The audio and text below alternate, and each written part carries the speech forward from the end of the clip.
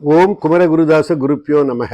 பஞ்சாமிர்த வண்ணம். பஞ்சாமிர்த வண்ணம் என்பது பாம்பன் சுவாமிகள் எழுதிய வண்ணப்பாடல்களின் தொகுப்பு. பொதுவாக பஞ்சாமிர்தம் என்பது 5 விதமான பொருட்களை சேர்த்து பஞ்சாமிர்தமாக தயாரிப்பர். இந்த பஞ்சாமிர்தம் பழனி போன்ற முருகன் திருத்தலத்தில் உள்ள முருகப்பெருமானுக்கு அபிஷேகம் செய்து பிரசாதமாக வழங்கப்படும். அதிலும் பழனி பஞ்சாமிர்தத்திற்கென்று சில பெருமைகள் உள்ளன. ஆம், சுவை மட்டுமல்லாது அருளையும் ஈந்திடும் பிரசாதம் அது. பக்தர்களின் நோய்களை தீர்க்க வல்லது. இப்படி பல பெருமைகளை கொண்ட பஞ்சாமிர்தம் நாம் எல்லோரும் அறிந்த ஒரு செய்தி. ஆனால் சுவாமிகள் அருளிய பஞ்சாமிர்த வண்ணம் எனும் பரிபூஜன பஞ்சாமிர்த வண்ணம் சற்றே வித்தியாசமானது. முருகப்பெருமான் அருளை காட்சியை 5 விதங்களாக பிரித்து நமக்கு தந்திடும் அதி அற்புத இசைப்பாடல்களின் தொகுப்பு. வண்ணப்பாடல்களின் வளமார் கருத்து களஞ்சியம். பரிபூஜன பஞ்சாமிர்த வண்ணம் தோன்றிய வரலாறு, மகிமை போன்றவற்றை காண்போம் வாருங்கள். பரிபூஜன பஞ்சாமிர்த வண்ணம் தோன்றிய வரலாறு. ஒருமுறை பாம்பன் சுவாமிகளை சந்தித்த திருவனந்தபுரத்து முருக பக்தர் சிவத்திரு நா. சுப்பிரமணிய பிள்ளை என்பார் சுவாமிகளிடம் ஒரு பாடல் உள்ள பதிப்பு ஒன்றை அளித்தார். அழகான வண்ணத்தில் அமைந்திருந்தது அப்பாடல். ஆனால் அந்த பாடல் சிற்றின்பத்தை பற்றியது. பாடலை அளித்த சுப்பிரமணிய பிள்ளை பாம்பன் சுவாமிகளிடம்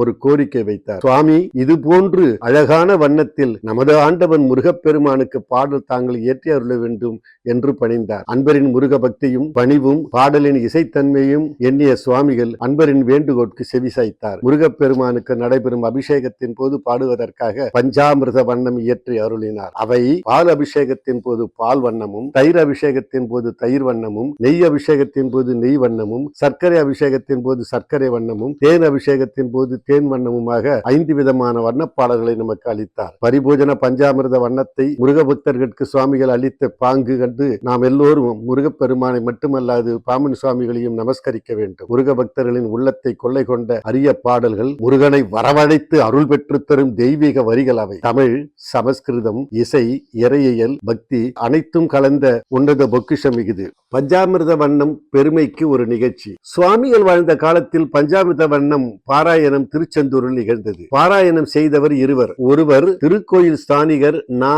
அனந்த சுப்பு ஐயர், மற்றொருவர் வேலூர் வாட்கொடை கிராமம் வானா சுப்பிரமணிய ஐயர். கவுண்டர் மண்டபத்தில் இந்த பாராயணம் நிகழ்ந்து கொண்டிருந்தது. மாலை நேரத்தில் நிகழ்வு பாராயணத்தை கேட்டு மகிழ்ந்தவர் முத்தம்மை என்கின்ற 80 வயது பாட்டி. வாழ்நாள் முழுவதும் முருகனையே நேசித்து பூசித்த அந்த மூதாட்டி தினந்தோறும் இப்பாராயணத்தை கேட்டு மகிழ்வார். ஒரு நாள் 20-22 வயது இளைஞன் ஒருவன் மறைவிடத்தில் இருந்து இப்பாராயணத்தை கேட்டுக் கொண்டிருந்தான். இதை கவனித்த முத்தம்மை பாட்டி, இவர் இந்த ஊரை சேர்ந்தவரா? அல்லவே, யார் இவர் என்ற சிந்தனையில் மூழ்கினார். மறைந்திருந்து பாடல் கேட்கும் இவர் கொஞ்சம் தள்ளி வந்து பாராயணம் செய்பவர்கள் அருகில் வந்து கேட்கலாமே என்று எண்ணினார். தாம் கண்ட இளைஞரை பற்றியும் பாராயணம் செய்த இருவரிடம் செப்பினார். அவர்களும் யாரோ தெரியவில்லை என்று சொல்லி இறைவனை வழிபாடு செய்து இரவுக்கு பிறகு தமது இருப்பிடம் சென்று சேர்ந்தார்கள். மறுநாள் வெள்ளிக்கிழமை இரவு அதே இளைஞன் முத்தம்மை பாட்டியிடம் வந்து, பாட்டி, நான் யாரோ, எவரோ, எவ்வூரை சேர்ந்தவரோ என்று நேற்று குழப்பமடைந்தாயே, நான் இந்த ஊரே, என்னுடன் வந்தால் எனது இருப்பிடம் காட்டுவேன் என்று பாட்டியையும் அழைத்து கொண்டு சென்றான்.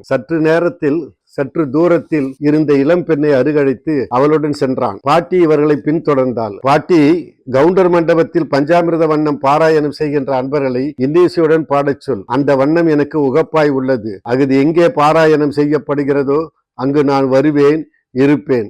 இங்குள்ள கல்யாண மண்டபம், வசந்த மண்டபம், கோயில் எமது இருப்பிடமாகும் என்று சொல்லி திடீரென மறைந்து விட்டான். ஆஹா, வந்தது முருகப்பெருமான் தான் என்று உளமகிழ்ந்து விழுந்து வணங்கினாள் அந்த முத்தம்மை பாட்டி.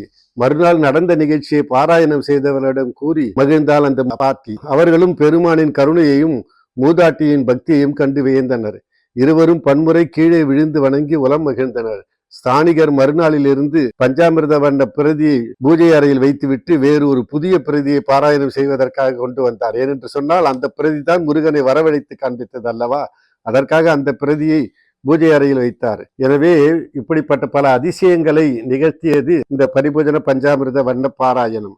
அது மட்டுமல்ல, ஒருமுறை மௌன விரதம் இருந்த சன்னியாசி ஒருவர் மேலை வசந்த மண்டபத்தில் பாராயணம் செய்த போது காதுகளில் குண்டலமுடன் காட்சியளித்து மறைந்தார் முருகப்பெருமான் என்ற வரலாற்று செய்தியும் இருக்கிறது. எனவே யாரெல்லாம் பரிபூஜன பஞ்சாமிர்த வண்ண பாராயணம் செய்கிறார்களோ அங்கே முருகப்பெருமான் வந்து காட்சி கொடுத்து வரமளித்து ஆட்கொள்வான். நன்றி, வணக்கம், வாழ்க. வெற்றிவேல் முருகனுக்கு அரோகரா.